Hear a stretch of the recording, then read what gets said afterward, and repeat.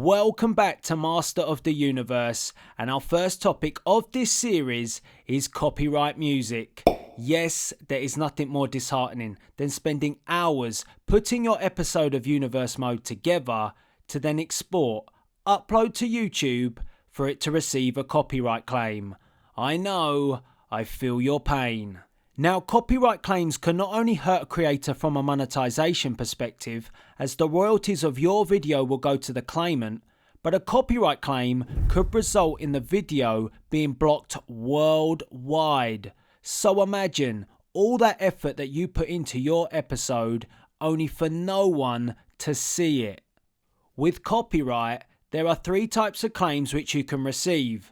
There are visual claims, where YouTube's system will be looking for any visual content which a copyright holder claims to own. So this could be actual footage from a video on WWE's YouTube channel, which you have taken and placed in your own video. If the system picks this up, it will result in a claim from WWE.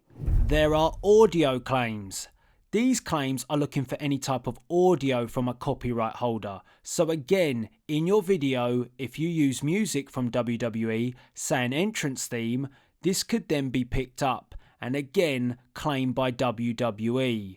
Finally, there is audio visual. This one is pretty self-explanatory. It's a combination of the two. In this episode of Master of the Universe, we're going to specifically look at audio copyright claims with music which is used in your universe mode, and we are going to split this into two areas: WWE music and other music, which will become clear later. The reason why I chose copyright music as the first topic of this series is because I recently encountered some claims myself. These claims have now been resolved, but it did open my eyes to the depth of copyright music, even when you do things the right way. So first, let's talk about how to deal with WWE music in your universe mode. An example of this will be Superstars entrance themes. If you are starting out creating a universe mode, you are bound to want a Superstars entrance. If you record a Superstars entrance in a WWE game and upload that footage with the audio to YouTube, you are more than likely to receive a claim from WWE music. Regardless or not if you class an entrance theme as in-game and deem it fair use, the reality is WWE owns the right to all their entrance music. So what do you need to do to avoid this? Ideally, you would ask for permission from WWE, but if you're just starting out, this is not really an option. So we have to distort that entrance music in-game. We are now in WWE 2K18 and we're in the options menu, and we have 5 options for audio, and we're going to focus on the top one, entrance music. The preset setting to have entrance music is full blast. We need to reduce that down. So you can go as low as you like, but I like to have my setting just under halfway. If you are adjusting these options for the first time, all will be set to full blast. But a tip for any creator, if you're going to commentate on your own universe mode, do not have the in-game commentary on as well. This is the ultimate lazy boy. No props given, and it sounds like shit. You want your own commentary to be crystal clear, so turn that commentary off in-game. Right, so now the entrance music has been ducked down, you can now record the entrance using your capture software. I'm using an Elgato Game Capture HD60, and I've captured Shinsuke Nakamura's entrance and imported it into my editing software, which is iMovie. So this is how the entrance will sound.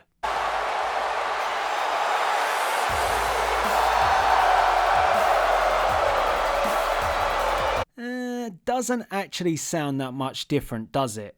The crowd noise just overpowers the entrance theme, so at the moment, that entrance music could still be picked up and claimed by YouTube's copyright system. Now we need to edit a little bit, and this will be the same in any video editing software, just the volume option might be slightly different. So in iMovie, and again, you might be slightly different using different software, but the result will be the same. I'm going to duck down my in-game audio to 30%. In iMovie, I detach the audio from the visual footage and simply duck it down, just like this. Now this audio is background noise. It's not going to be your primary audio. If you want to distort the entrance theme even more, you can record some raw crowd noise and place it over the existing entrance theme. This just adds another layer over the music. Now we need your primary audio. What is that? Well, it's your voice. Your commentary is the most important part of distorting the entrance theme, as it changes the audio. I record my commentary using a Rode mic and using iMovie's in-house recording software, but for the purpose of this video, here is some commentary I made earlier. The objective of your commentary is to commentate over as much of the entrance music as possible. You can leave gaps, but I would say no more than around about 20 seconds per gap. Any more and your entrance theme could still be picked up by YouTube's copyright system. If you are concerned about what to talk about during a superstar's entrance, think about it this way. This is the perfect place to tell your audience about that chosen superstar. Speak about the rivalries that they may be having in your universe mode. Use it as an opportunity to get that superstar over. Once your commentary is in place, this is how your audio should sound. This is the King of Strong Style, the United States Champion, Shinsuke Nakamura. And he is up next in singles action here tonight on Monday Night Raw.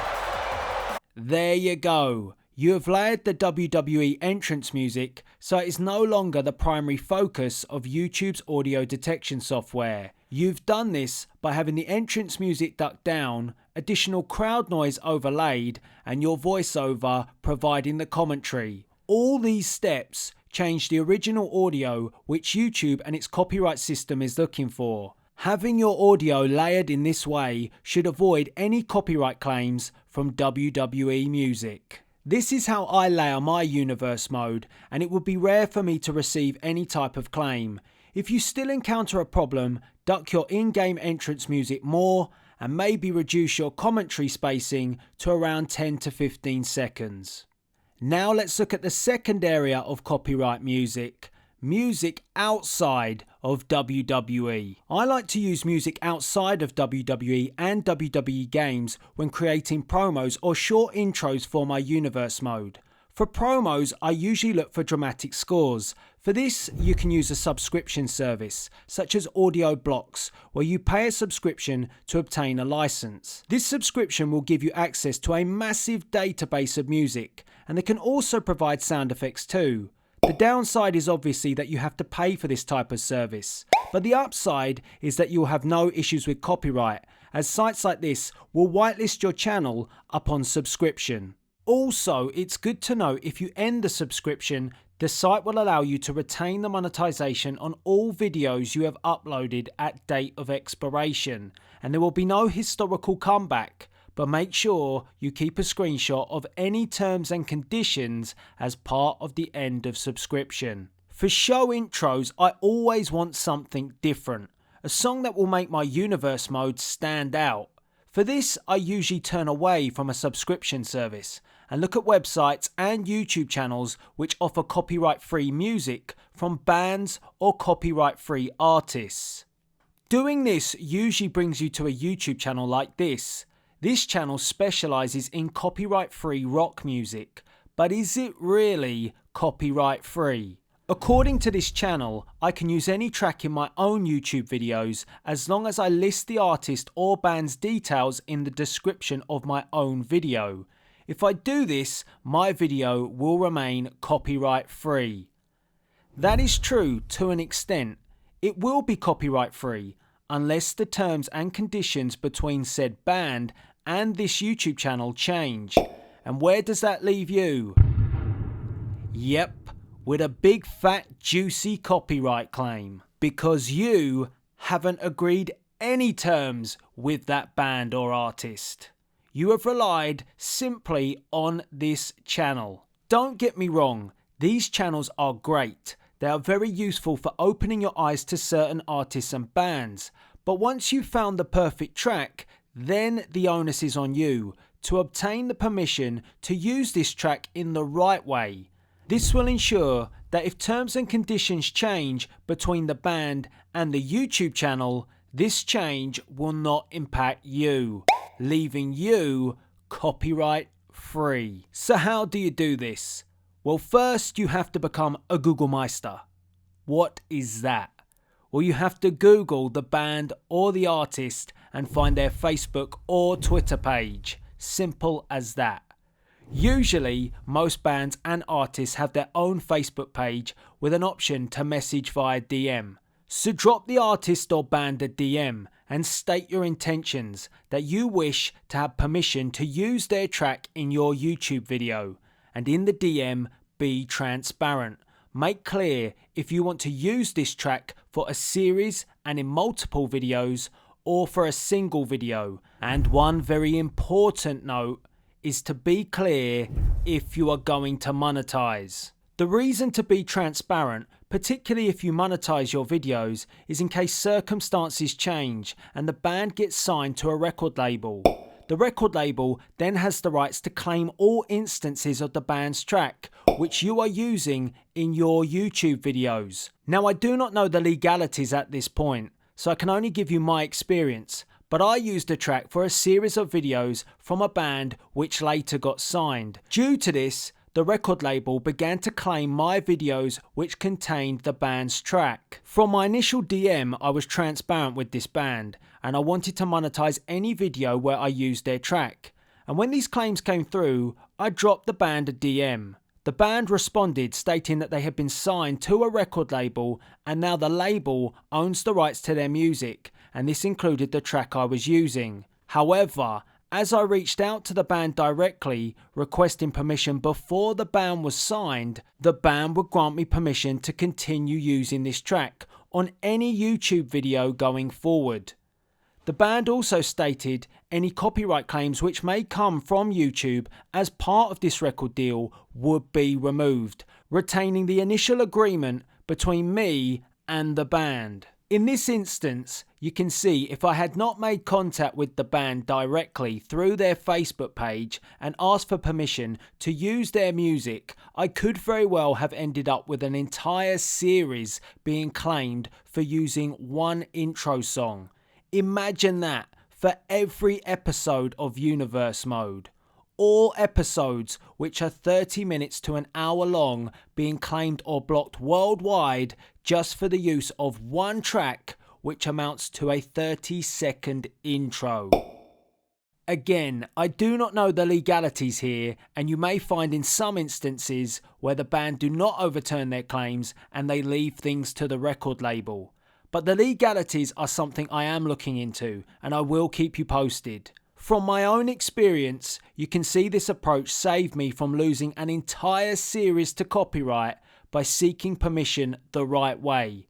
If I had not reached out to the band initially and relied on the third-party YouTube channel where I found the music, I would have had nowhere to go to dispute this claim. So my advice with music outside of a WWE game is to do things the right way. Ripping a track and simply listing the detail in the description might be the easy way, but it won't help you if circumstances change and copyright comes knocking. So this has been the first topic on Master of the Universe, and if you have any further questions around copyright, please leave them in the comment section below.